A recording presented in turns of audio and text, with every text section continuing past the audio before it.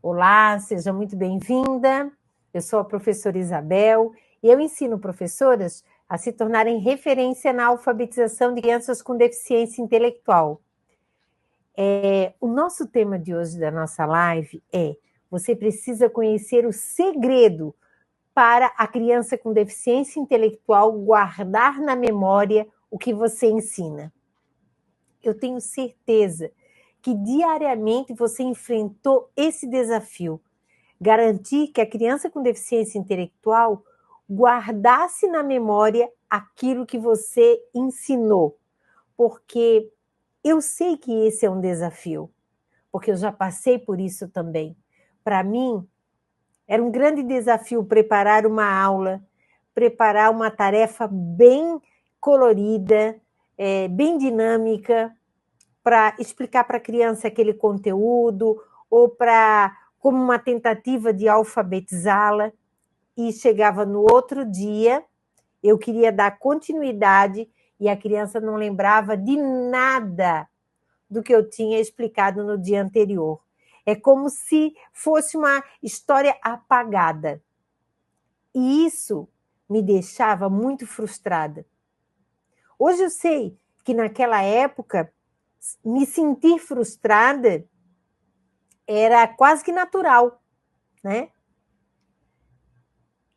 Porque toda professora, ela se esforça, ela se empenha em preparar alguma coisa, vai para a internet, baixa alguma atividade interessante e aí aplica e a criança parece que não evolui, não evolui.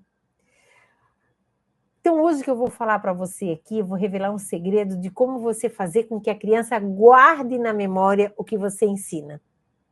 É uma coisa muito boa, sabe? Você mudar a forma como você explica para a criança o conteúdo ou a própria alfabetização, para que ela guarde na memória o que você ensinou.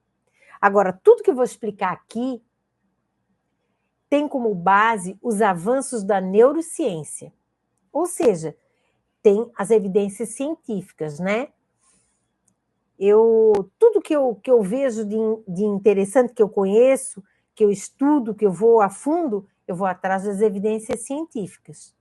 Como hoje nós vamos trabalhar nessa live algo chamado memória, como é que eu faço para a criança guardar na memória aquilo que eu ensino?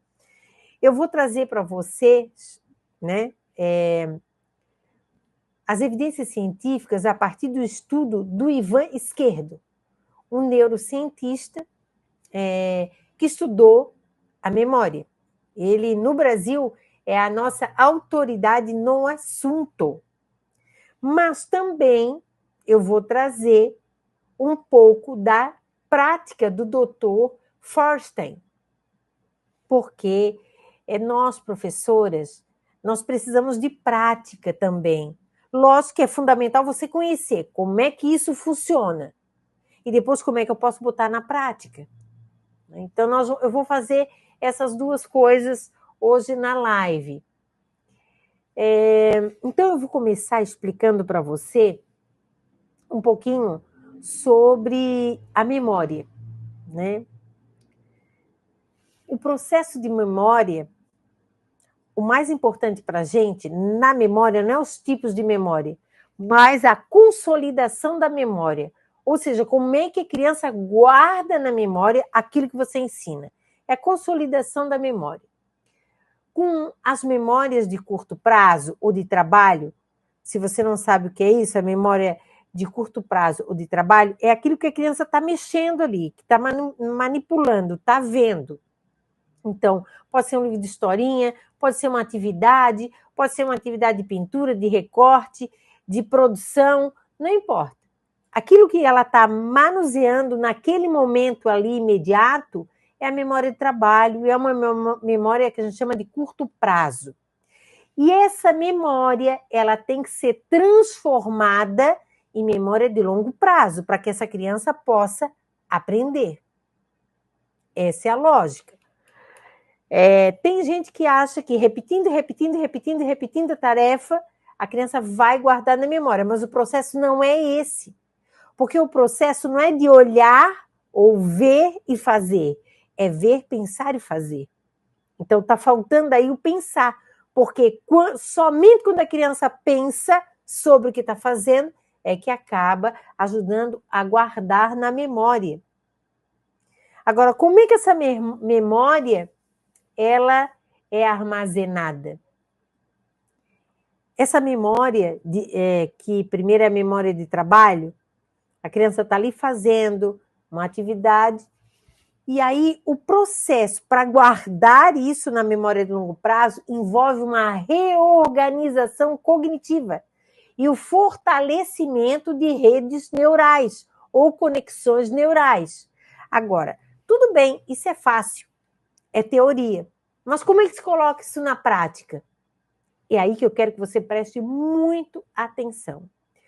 Quando você usa a mediação cognitiva, você consegue reorganizar as experiências dessa criança, da sua memória de trabalho, com a sua memória de longo prazo, e fortalece as conexões neurais. Ah, Isabel, isso ainda é teoria. É teoria, mas eu tenho que dizer que isso é possível com a mediação cognitiva. É a mediação cognitiva que está faltando na sua vida, sabia disso? Para a sua criança com deficiência intelectual aprender, o que está faltando é você usar a mediação cognitiva para corrigir esse processo cognitivo. É fortalecer as conexões neurais. Uma coisa muito importante que você tem que ver é o seguinte: uma criança que está emocionalmente abalada pode não guardar na memória aquilo que você ensina. Porque as emoções, elas podem influenciar na memória. Aí, assim, ó, tanto as emoções positivas quanto as emoções negativas. Quer ver um exemplo? Quando uma criança é submetida a muito fracasso escolar, tudo que faz está errado, tudo que faz está errado, tudo que faz está errado. Então, o que gera nessa criança? Um sentimento de incompetência. Incompetência.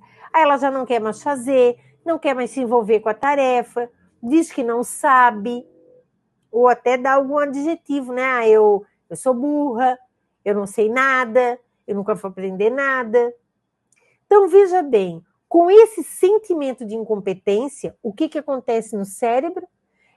Acontece a liberação de neurotransmissores como serotonina, dopamina, acetilcolina.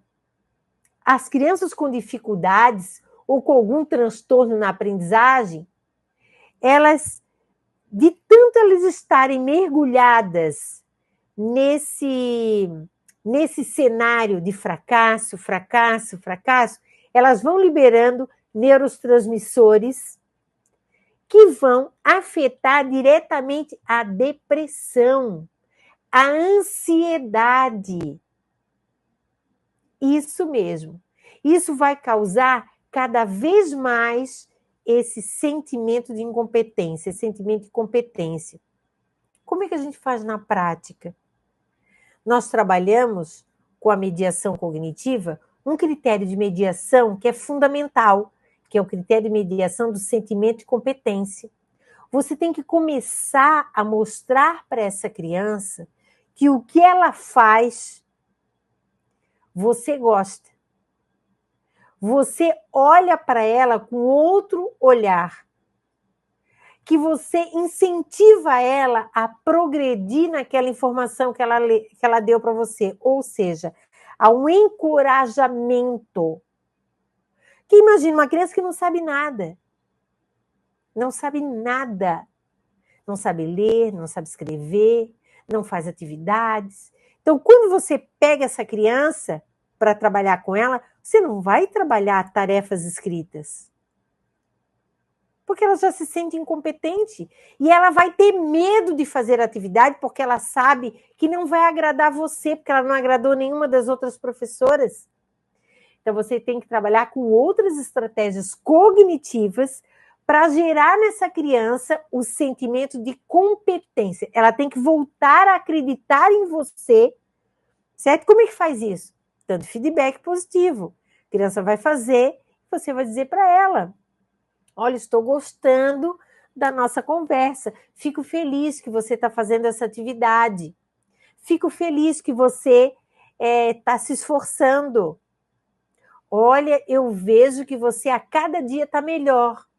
E eu digo o seguinte, olha, um tipo de interação dessa, em 4 sessões de 1 hora, essa criança já desenvolveu o sentimento de competência.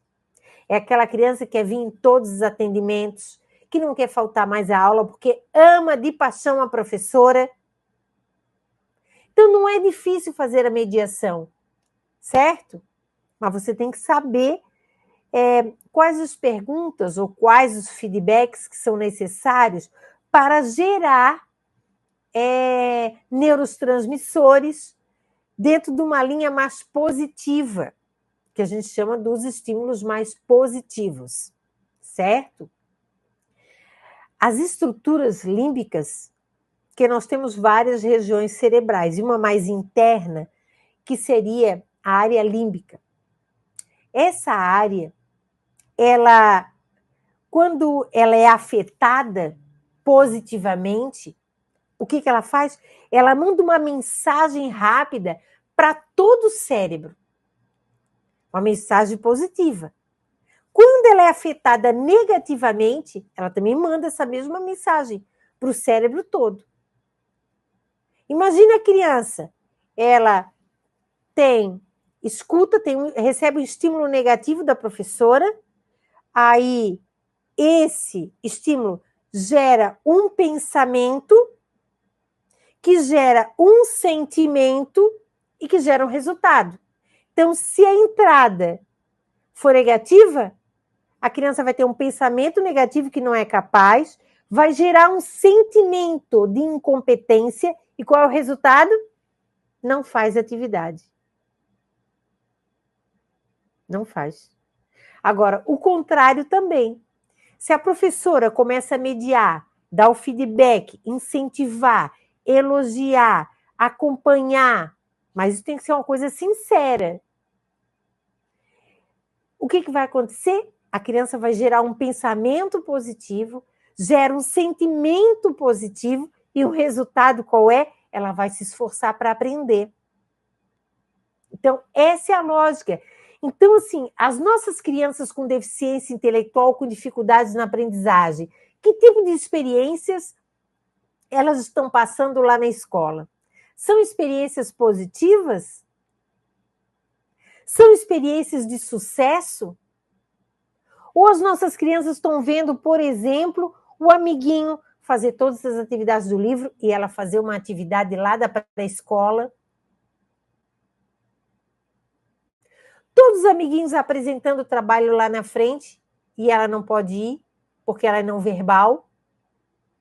Mas dá para fazer isso.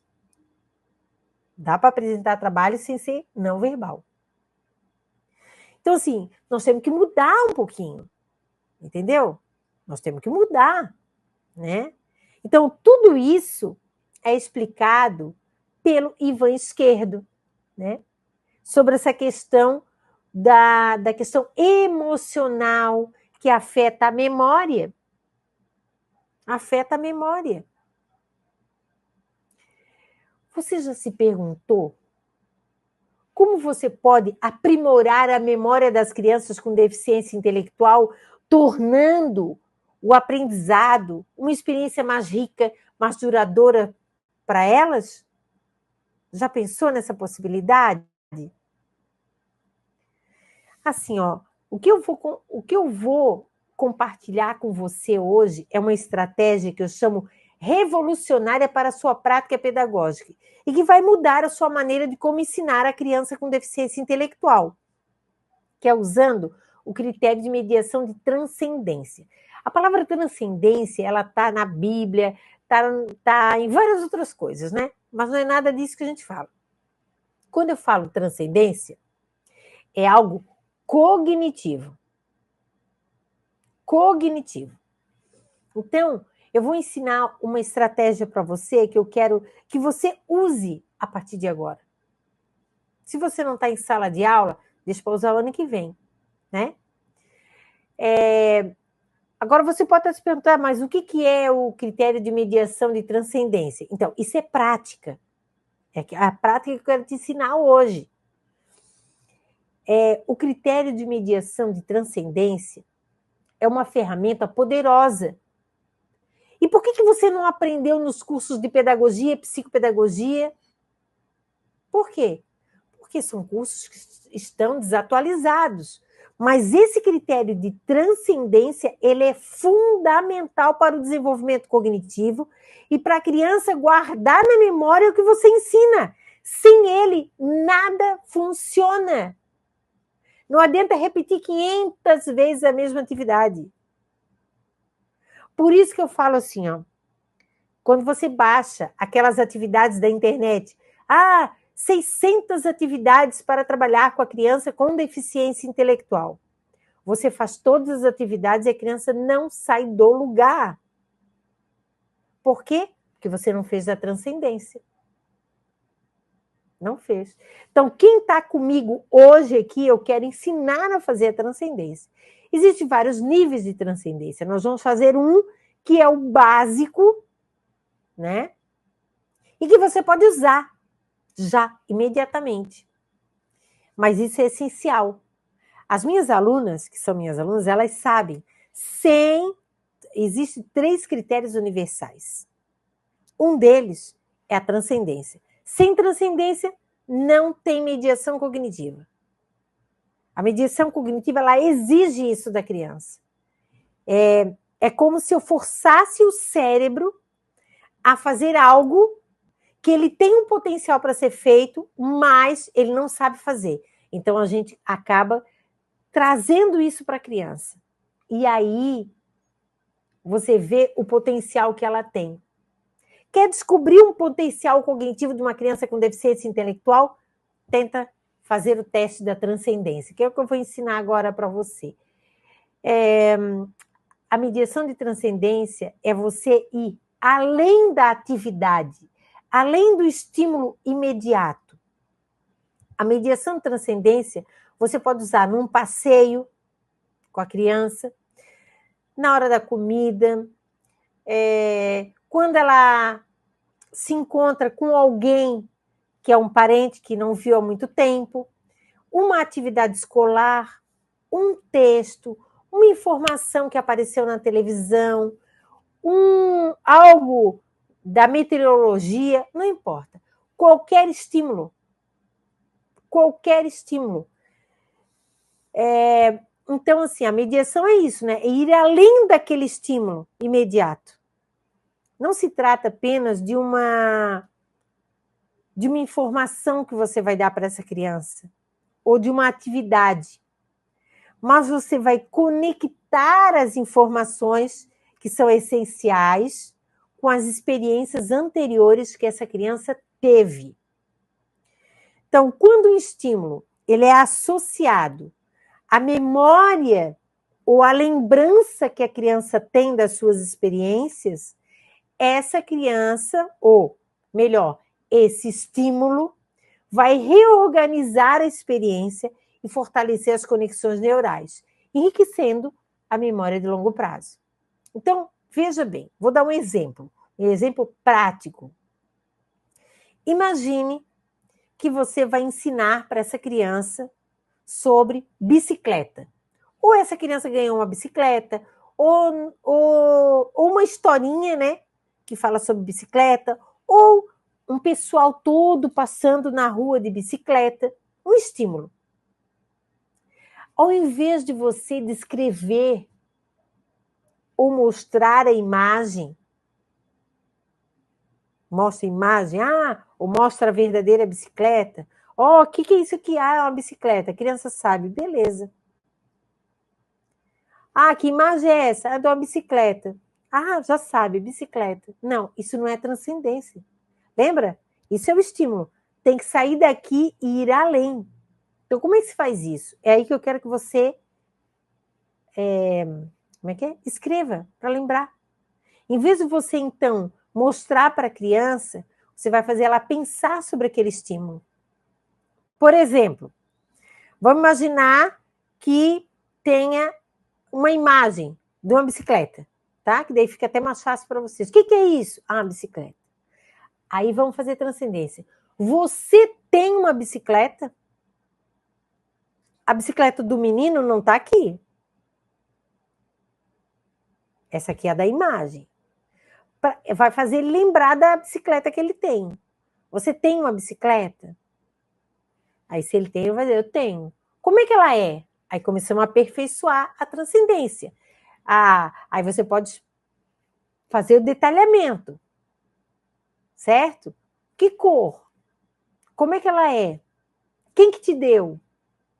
Onde você gosta de andar de bicicleta? Tá vendo, ó? Essas perguntas, elas não estão na imagem. Mas todas as perguntas que você fez entrou como um estímulo auditivo e fez a criança pensar em algo que não estava na imagem. Que é, se ela tem a bicicleta, quem deu, como é que a bicicleta é, a dele, e onde é que ele gosta de andar de bicicleta.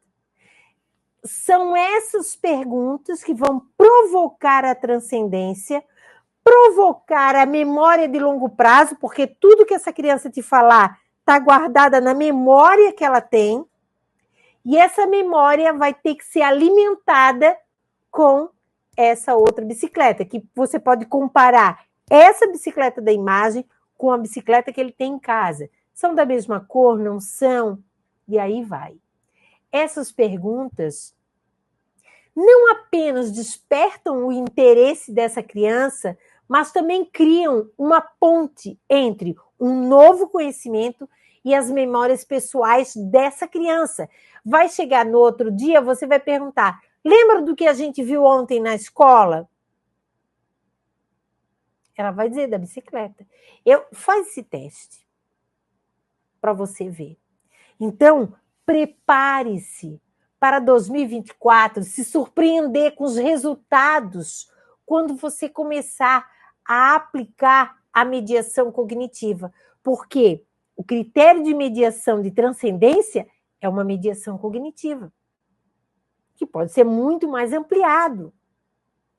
Entendeu? Mas esse é o caminho.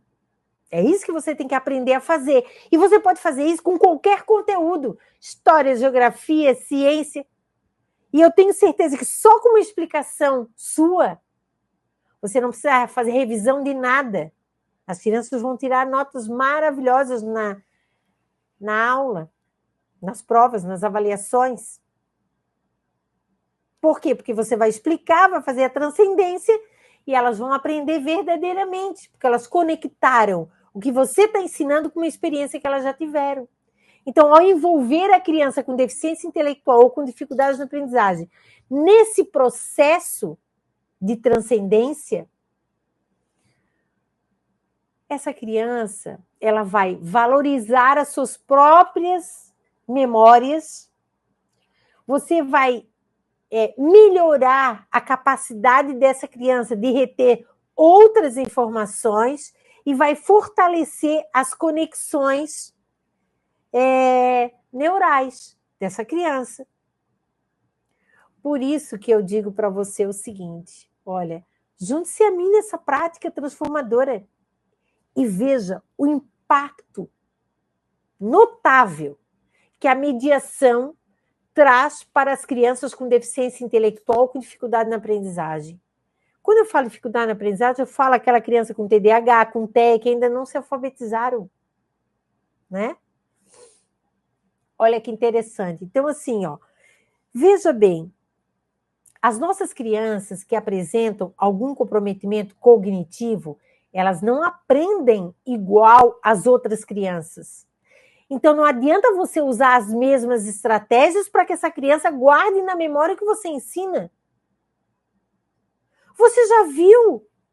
Você usou as mesmas atividades e a criança não evoluiu? E não é por causa da deficiência. É a forma como você aplica essa atividade. As nossas crianças, elas precisam fazer transcendência. Elas têm que pensar além da atividade. Além da atividade. Você já se perguntou como você pode transformar profundamente a aprendizagem das crianças com deficiência intelectual ou com dificuldades na aprendizagem? A chave, ela está nessa técnica extraordinária, comprovada pela neurociência, que é a mediação cognitiva. A mediação cognitiva. Então, não perca a oportunidade. Um ano inteiro se passou e a sua criança com deficiência intelectual não aprendeu. Se aprendeu, aprendeu muito pouco. E o ano que vem, quando voltar, volta zerada. Porque se não fez transcendência, não guardou na memória. Só era a memória imediata. Observe e faz, observe e faz, observe e faz. Isso não muda a estrutura cognitiva. Não muda. Agora, eu quero ensinar para você uma outra estratégia, para você também começar a praticar, para a criança guardar na memória. Ela é muito parecida com a transcendência, só que ela é um pouquinho mais aperfeiçoada, que a gente chama de metacognição. As recentes descobertas da neurociência, elas têm sido para nós como uma luz do caminho. Uma luz para você entender como é possível ocorrer a modificabilidade cognitiva estrutural. O que é isso? É uma modificação na estrutura e no funcionamento cognitivo. Porque é isso que precisa para as nossas crianças. Certo? E a metacognição é uma técnica, inclusive, de ensino, e que ajuda muito as crianças com TEA e TDAH. Por quê? Porque regula o comportamento delas. Para as crianças com deficiência intelectual, beleza, funciona também, que é uma maravilha. Mas para TEA e TDAH, além de funcionar cognitivamente, ainda regula o comportamento dessa criança. Quando você domina a técnica da metacognição, você tem um empoderamento pedagógico, sabia? Porque você vai conseguir, numa conversa com a criança, mudar a estrutura cognitiva dela. Mas o que é a metacognição? É um processo de fazer a criança pensar sobre as suas ações, sobre os seus pensamentos, sobre os seus aprendizados. Vamos pensar o seguinte. Até eu lembrei de um aluno lá da escola, né? Que é Todd, brigou com um amigo do TDAH. Brigaram. Um chegou a dar a mordida na barriga do outro. Agora, no final do ano. Então, nesse momento, não dei punição para ninguém. Não dei castigo para ninguém. Nós paramos para fazer a metacognição, que é pensar sobre tudo que aconteceu. Conversando, como eu digo, de boa. Digo para eles, né? Vamos conversar de boa, sem brigar. Só quero saber o que aconteceu, para a gente poder conversar e resolver. E aí, eu fiz eles pensarem em todo o processo. O antes, o ocorrido e o depois. E ainda, a gente elaborou uma estratégia para o próximo evento. Se tiver vontade de fazer isso de novo, qual é a estratégia que a gente pode usar para se autorregular? Ou seja, para não fazer isso. Então, a mediação cognitiva, ela age para essa criança pensar sobre o que fez, independente se foi certo ou se foi errado. Pensar sobre o que disse. Pensar sobre o que pensou. Porque tem etapas, né, da metacognição. Então, quando uma criança com deficiência intelectual, ela aprende a pensar sobre o que disse, sobre o que fez, sobre o que pensou, ela não está apenas processando informações, ela está construindo um caminho de autocompreensão, de autorregulação e de autodesenvolvimento. Imagina o impacto disso nas suas aulas. Você não tem mais que gritar com os alunos, fazer só metacognição. Isso é que vai desenvolver as habilidades da BNCC, porque as habilidades, elas são habilidades cognitivas, não são habilidades conteudistas.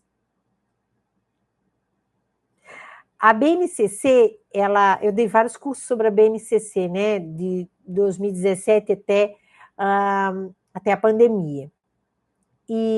Mas assim, eu gostei muito da BNCC, porque ela tirou todo aquele conteúdo e deixou só habilidades, e essas habilidades, elas são cognitivas, todas elas. Todas elas. Por quê? Para fazer a criança pensar sobre. Quando você incorpora a metacognição, você vai observar uma transformação notável no desempenho das crianças, nos argumentos que elas têm, na produção textual. As crianças com deficiência intelectual, elas vão começar a reter melhor o que você ensina. E o mais importante, elas vão pensar ou aprender a pensar sobre as ações, sobre as palavras, sobre os textos. Elas vão interpretar os textos com mais facilidade. E eu digo assim, quando você trabalha com metacognição, isso não é só aprendizado, isso é uma forma de você dar voz e vez a essa criança, de você escutar essa criança.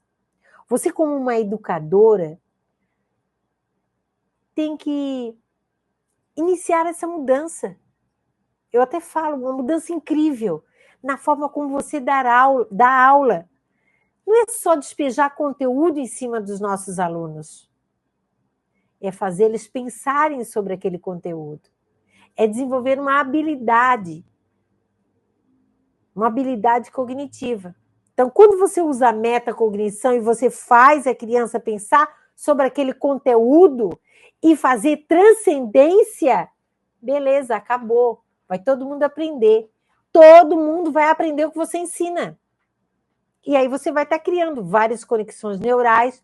E fora isso, como eu tinha falado no começo, as emoções influenciam na memória. Você vai usar o sentimento de competência, você vai usar a transcendência, você vai usar a metacognição e acabou. Acabou. Vai ser uma prática que eu chamo de revolucionária, libertadora. E juntos vamos libertar o potencial de cada criança com deficiência intelectual ou com dificuldades na aprendizagem. Eu não acredito na dificuldade na aprendizagem. Eu acredito na dificuldade da ensinagem. A forma como a gente ensina é que não deixa a criança mostrar a sua capacidade. Se você trabalha sentimento de competência, né? Eu digo, vai pilhar essa criança aí de sentimento de competência, autoestima, acreditar que ela é capaz, beleza. Fazer transcendência, fazer metacognição, você vai capacitar essas crianças e alcançar o imaginável. Sabe o que é o imaginável? O que seria para você o imaginável para uma criança com deficiência intelectual? É a alfabetização dela? Então, é possível. É possível, é viável e vai sair da sua imaginação, porque isso vai ser real. Basta você usar, aprender, né, a mediar cognitivamente essa criança. Chega! Quer um conselho para a gente terminar o ano? Quer um conselho legal? Chega de baixar atividades da internet. As atividades não fazem a sua criança com deficiência intelectual pensar. Só olhar e fazer. Observar e fazer. Observar e fazer. E isso não muda a estrutura cognitiva e essa criança não vai aprender a ler dessa forma. A criança com deficiência intelectual, vamos pensar que agora ela vai aprender a ler, então ela tem que aprender os sons das letras. Mas não é reproduzindo o som, é pensando sobre o som, é fazendo transcendência sobre o som, é fazendo metacognição sobre o som que ela encontrou em alguma palavra. Essa é a cereja do bolo. É isso que está faltando para você se tornar uma professora de referência na alfabetização de crianças com deficiência intelectual. Meninas, é isso então por hoje.